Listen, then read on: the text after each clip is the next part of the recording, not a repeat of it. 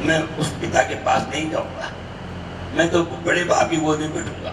मेरी माँ ने कहा है कि वो सबका बाप है, बापों का बाप वो है, जब उस बापों के बाप की गोद में बैठा चाहता हूँ मैं। तो ने देखा कि सब दृढ़ निश्चय है बच्चे का, बच्चा ज्यादा समझता तो नहीं, जो बात बैठ जाती है तो बैठ ही जाती है।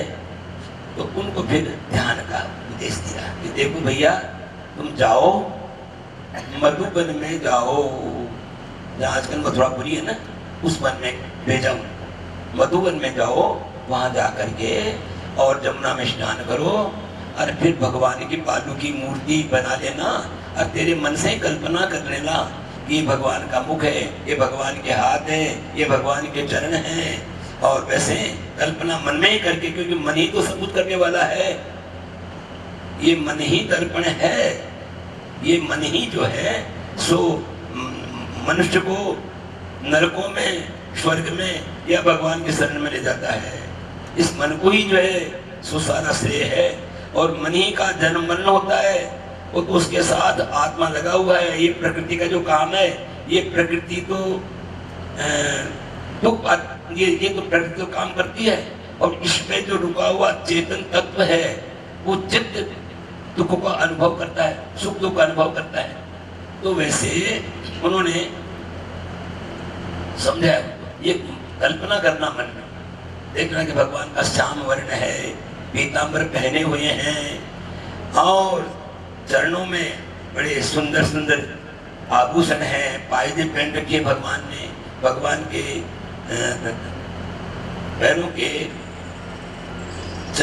यानी चरणों के जो नख हैं वो नख गंगा के समान हैं, और भगवान के चरण जो हैं सो श्याम हैं, भगवान के चरण श्याम हैं, और पैरों की जो तलवैन है वो भगवान की जो है वो रक्तिमा है, वो एक प्रकार से सरस्वती गंगा है। तो भगवान के चरणों में प्रयाग बसता है, प्रयाग में गंगा, जमुना और सरस्वती तीनों का संगम है। सरस्वती दिखती नहीं है, तो पैरों के जो तलवे हैं ना भगवान के दिखते नहीं है, पर वो भक्तों को तो पैरों के तलवे भी दिखने लग जाते हैं, भक्त प्रेम करता है तो।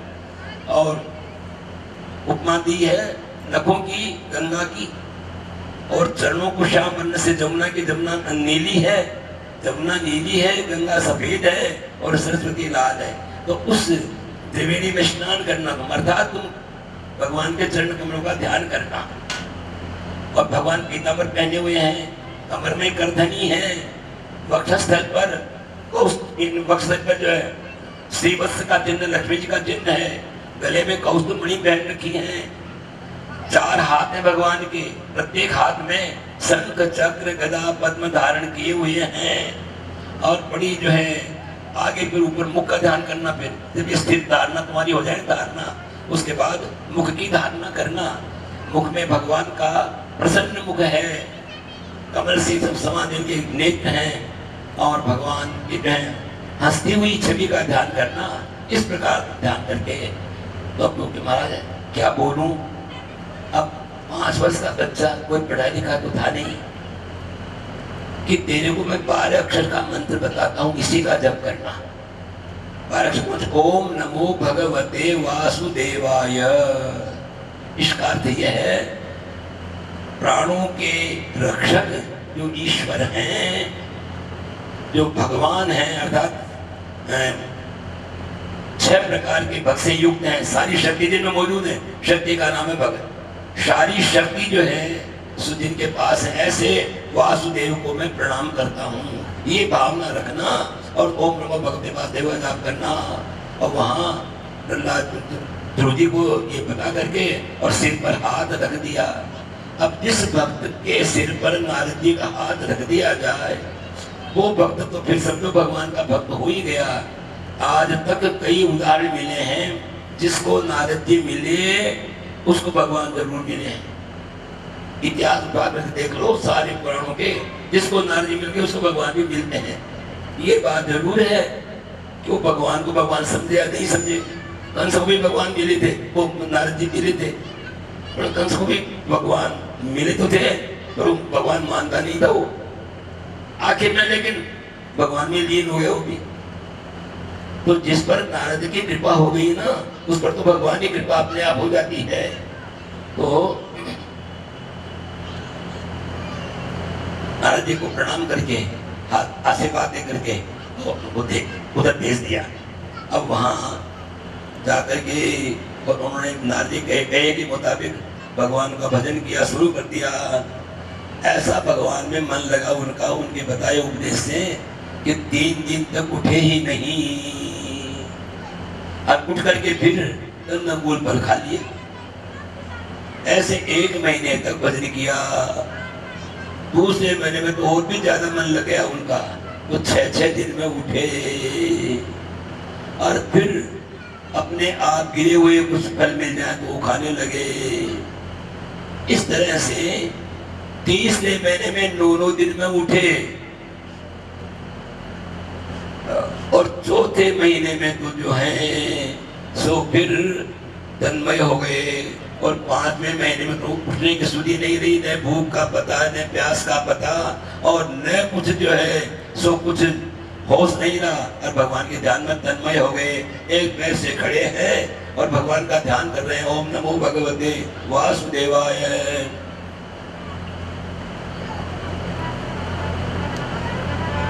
ओम नमो भगवते वासुदेवाय।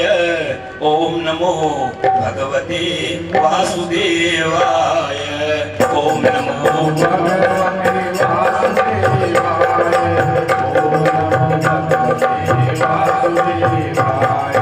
ओम नमो भगवते वासुदेवाय।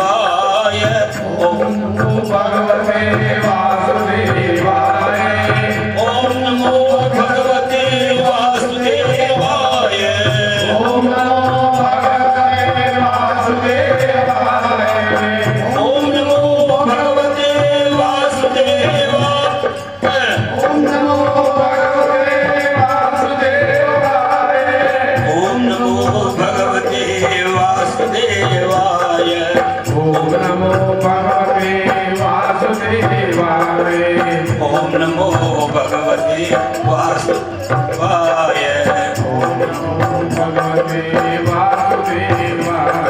भगवान के ध्यान में मगन हो गए।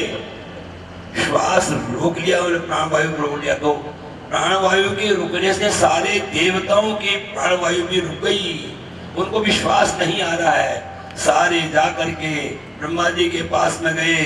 ब्रह्मा जी को साथ में लेकर के भगवान विष्णु की प्रार्थना करी। भगवान विष्णु ने कहा कि भाई ये मेरा एक भक्त मेरा ध्यान कर रहा है, वो मेरे ध्यान में इतना तन्मय हो गया, उसको सांस की भी सुधि बुद्धि नहीं है, और वो तो मेरा परम भक्त है। मैं जाता हूँ और उसको जो है सो वरदान देकर और तुम्हें सुखी करता हूँ। सुखी तुम होगे, तुम्हें श्वास आएगा, और वो तो वरदान लेकर के उसमें वापस भेजता हूँ। मेरा भक्त है, अभी उसका समय मेरे पास आने का नहीं हुआ है, उसको मेरे पास बुलाऊंगा मैं, लेकिन अभी जो है सो मैं उसको वरदान दे करके और तुम्हारा संकट दूर करता हूँ। भगवान गरुड़ पे बैठ करके वहां आए। अब वो तो ध्रुव जी तो ध्रुव थोड़े ही थे, तो भगवान बहुत रूप हो रहे थे, भगवान के रूप में तन्मय हो रहे थे। गरुड़ पे बैठ के आए, ध्रुव मैं आ गया हूँ, मैं आ गया हूँ, ध्रुव मैं आ गया हूँ कहा उन्होंने। लेकिन ध्रुव जो सुने, ध्रुव कहाँ था वहां को, वो ध्रुव तो अचल हो गए थे।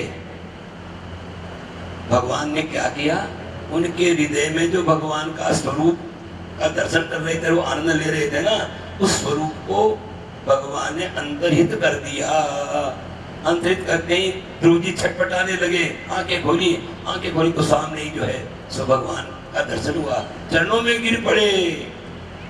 भगवान ने ध्रुव को उठा करके अपने पास ले लिया। अब वो भगवान की स्तुति करना चाहते हैं ध्रुव जी, लेकिन करें कैसे? छोटा बच्चा क्या स्तुति करे? मन में तो बहुत भाव आते हैं, भगवान अच्छे लगते हैं, पर हम क्या कहें, बोल नहीं सकते। तो भगवान ने अपने शंख का स्पर्श ध्रुव जी के कपोल के लगाने कर दिया, यानी काल के शंख लगा दियो। कपोल के काल के शंख का स्पर्श होते ही ध्रुव जी की बुद्धि, वाणी सब जो है सो प्रकृष्ट हो गई, बहुत उन्नत स्थिति में वाणी हो गई, ज्ञान भी हो गया, स्तुति करने लगे।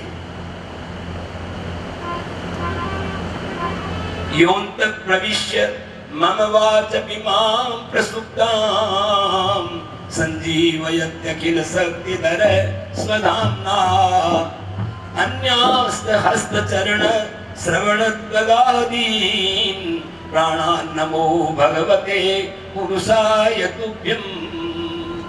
ओहो प्रभु, जो भगवान मेरे शरीर में प्रवेश करके और मेरी सोई हुई वाणी को जिसने जगाया है, और वाणी ही नहीं, हाथ पैर मस्तिष्क कान शरीर की सारी शक्ति जो जिन भगवान ने प्रतिष्ठ बढ़ा दी है, ऐसे भगवान को मेरा प्रणाम है। एकस्त्वमेव भगवन्निदम् आत्मसत्यात्, भगवान आप एक ही हैं, पर आत्मशक्ति से अपनी माया से अनेक रूप धारण करके और अनेक रूप में भाषित हो रहे हैं आप। एकस्त्वमेव भगवन्निदम् आत्मसत्यात् मायाख्यो गुणया महदाद्य शेषं सृष्ट्वानुविश्य प्रविशस्तत्सद्गुणेषु नानेव दारुषु विभावसु वद विभासी। प्रभु, आपने ही अपनी माया से महत्त्वादी, महत्त्व अहंकार, तन मात्रा, पंच महाभूत ये पैदा करके शरीर बनाया आपने, सब में फिर अपनी शक्ति रख करके उनमें जो है कार्यकर्त्व आपने ही रखा है, और फिर अनेक रूप में आप भाषित हो रहे हैं। जैसे एक ही अग्नि अनेक लकड़ियों में भाषित होती है, वैसे एक ही परमात्मा की शक्ति इन सब मूर्तियों में भाषित हो रही है। ये अपने को अपनी अपना समझने का भाव है। ये उनके ध्रुव जी का ये उस श्लोक का तात्पर्य है। इस तरह से हमने स्तुति करी। ये जो ध्रुव जी का स्तुति के है ना, ये किसी बच्चे को बचपन में यदि कोई माता पिता सिखा देता है तो आगे चल के वो बहुत विद्वान और प्रकांड विद्वान होता है, ऐसा लोग कहते हैं। हमने तो खैर आत्मस किया नहीं है, लेकिन अनुभव करने वाले कहते हैं कि बच्चे को इस श्लोक ये जो ध्रुव जी की स्तुति है ये पढ़ाया जाए और बच्चे को बताया जाए तो बच्चा बड़ा बुद्धिमान और विद्वान होता है आगे चल के। आप आत्मस करना, यदि हो तो देख लेना, ये ध्रुव जी की स्तुति याद कर लेना। छोटे बच्चों को जो थोड़ा बोलना सीखे, धीरे धीरे बोल को सीख तो जरूर सीख जाओला और भगवान कर लेना। और वो श्री कृष्ण चंद्र भगवान की जय। बेटा जो तेरी इच्छा हो सुमा, ध्रुव जी कहीं को न मांगा, भगवान ने बिना मांगे ही दिया उनको। क्या दिया? प्रारंभिक इच्छा से, और तो उनकी लौकिक कामना तो रही नहीं। फिर भगवान का दर्शन करने के बाद भगवान ने कह दिया कि ध्रुव जाओ, तुम अपने पिता के पास जाओ और पिता के राज्य के अधिकारी बनोगे तुम, और तुम्हारे द्वारा तुम्हारे माता और पिता सब जो हैं सो मुक्त होंगे, मेरे भक्त होंगे। इसलिए मेरी भक्ति तुम्हें देता हूं। ध्रुव जी वहां आ गए, सब अधिक मौका भी नहीं मिला और ध्रुव जी से कहना भी नहीं पाया गया कि मुझे मोक्ष दे दो। वो भी भगवान की शक्ति से था, भगवान ने दे दिया कि जाओ तुम। अब हो जाए सब भगवान के अंतरित होते उसको सब प्रणाम करके आए। रास्ते में पछता रहे हैं ध्रुव जी, अरे देखो ये क्या हुआ, मैंने त्रिलोकीनाथ को प्राप्त करके भी ये नहीं कहा कि मुझे तो आपके जो है सो भक्ति दीजिए, कि मोक्ष दीजिए, कि मोक्ष मांग लेता मैं तो सारा ही झंझट मिट जाता, लेकिन मांगा नहीं। क्या बताया जाए, भगवान की क्या इच्छा है, तो इसलिए उनको खुशी नहीं हुई ज्यादा। मैंने काम तो ऐसा कर लिया कि जो बड़े बड़े योगी भी नहीं कर सकते, छोटी उम्र में मैं 6 महीने में भगवान को मैंने खुश कर लिया। अब यहाँ कई कथावाचक ये कहते हैं कि 6 महीना में क्या भगवान राजिएगा, ऊपर से दृष्टांत को किस आधार से कहते हैं ये पता नहीं है, मैंने तो देखा नहीं है, पर उनके कहे के मुताबिक आपको बता रहा हूँ। वो ये कहते हैं कि ध्रुव जी पूर्व जन्म में भी ये योगी थे, संत थे, वहां जो है सो तपस्या करते करते भगवान का दर्शन होना बाकी रह गया। और बीच में ही एक राजा की सवारी जा रही थी। राजा की सवारी जाने के कारण ध्रुव जी का मन उधर चला गया पूर्व जन्म में, क्योंकि ये तो युग युगांतर की बातें हैं, तो सृष्टि का प्रलय और जन्म सृष्टि तो चलती रहती है। तो वो जीवात्मा जो है उस वक्त उन्होंने ध्रुव जी को ये भाव हुआ कि मैं भी राजा ऐसा होता, मैं भी इतना ही आनंद से ठाट बाट से रहता। ये इच्छा हो गई संयोग बस, उसी वक्त उस योगी का शरीर छूट गया। तो अंते मति सा गति, आखिर में जो बुद्धि होती है वो उसकी गति हो जाती है। तो वैसे ध्रुव जी महाराज उत्तानपाद के पुत्र बने और वो पूर्व जन्म की बात उस 6 महीने की कमी थी उस तपस्या में भगवान का दर्शन होने में। तो बीच में राजा होने की इच्छा होगी, उससे शरीर छूट गया आदमी को। तो वो 6 महीने में भगवान राजी हो गए, ऐसा कथावाचक कहते हैं। कथावाचकों से मुंह से सुना है। अब परमात्मा जाने को किस आधार से कहते हैं, पर मैंने इसलिए सुना दिया कि भाई फिर भी कोई सुनेड़ा हो तो ताना मन में यूं बहन न जाएगा, छोड़ दिया कथा पढ़ने जी तो भाई कौन मन में जावे। 60-62 वर्ष पहले हमको ऐसा ओढ़ में मिल गया था। उसके बाद में थोड़ा सावधान रहता मिल गया था, क्योंकि एक तो कद छोटा, अरे एक उम्र छोटी थी। 62 वर्ष पहले तो जो है कथा कर रहे तो कथा का जो यजमान था उसने कहा महाराज या भागवत कथा कर छोटी जगह उस तक तो यही थी, बड़ी क्या ये बस से भी छोटी थी। अब तो पाना खुल गई का बोला नहीं आई थी छोटी सी वो क्यों कहाँ ऐसा कहो। हम अजामिल का चरित्र बता रहे थे, फिर बात अभी डंडा से अपन अलग से कहते गए, पर उसको ये सब हो गया कि अजामिल को चरित्र पढ़ने क्या ही बोले, क्योंकि यही सुनेड़ा था वे नारे दिया यार फिर नारी पाटा शेख जाता पाटा शेख फिर उन्हें किया ले भाई मान गीता देख गीता उनकी अजामिल की पत्नी जीवा सूद्रा जो गई पास की महाराज यह बताओ कि मारू धारा लोगों ने मैं तो भक्त तुझे बामन से। अब ये बातें भागवत में कहीं भी नहीं है ये बातें, लेकिन अब वो विषमियों की बात है। वो सारा ही कथा बात की कि खचा माँ को भी नंबर आगू में, पर बोल तो सबसे बूढ़ा क्या बड़ा था। सुबह के तो झूठी भी कहते तो सांची थी, अरे मैं सांची भी कहा तो माँ की बात झूठी थी। सो महाराज उन्हें तो काम ही बिगड़ गो, इसको मुश्किल लगो कि मैं तो यह कह दियो। मैंने कहा बाबा को पूछे महाराज मैं यही कर सुनी नहीं मांगेलाल बाबा की बात है, शिकायत पड़ेगी पंडित जी शिकायत पड़ा मांगेलाल बाबू। उसको ये था कि मैं तो बहुत दर्जन मारता हूँ, मैं जानू छू, मैं बहुत कथा सुनी, जब मैं गाना पढ़ता हूँ कथा सुनी हाँ। और हमको भी बचपन था क्रोध आ गया थोड़ा सा। मैंने कहा बाबा कथा नहीं सुनी आपने थोड़ी तो वही तो बाबा का हो जाता है। अब हुआ क्या कि बाबा ने कहा दूर दिया तो कोई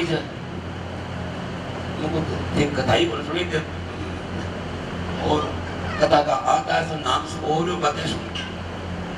कहीं पिंड का नाम होता है, पिंड बड़ा था, माँ का बाप उम्र का जब मैं और तो कहीं का मान कहीं मन का से क्या और बच्चे यह कह दिया वो बाबा देख घर को कथा नहीं बंद रख दे, तुम तेरे विश्वास को नहीं और माँ को उत्साह को नहीं, उस विश्वास के दिन कहीं कथा सुना मला।